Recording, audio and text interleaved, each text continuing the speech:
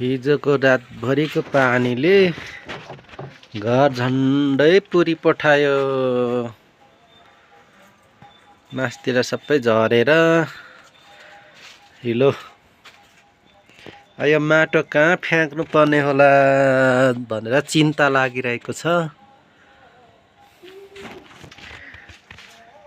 यता टोइलेटको हालत त्यस्तै छ, माथिल्लोपट्टि पनि पुरै पुरिसक्यो माटो झरेर।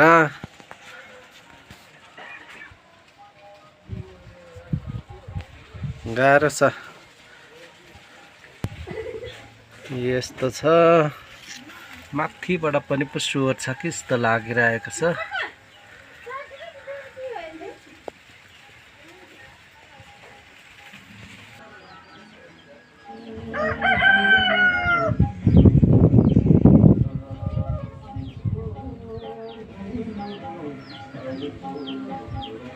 यहाँ माथिबाट पो झार्छ कि जस्तो लागिरहेको छ।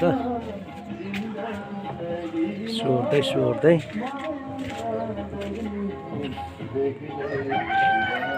निकै तानिसक्यो।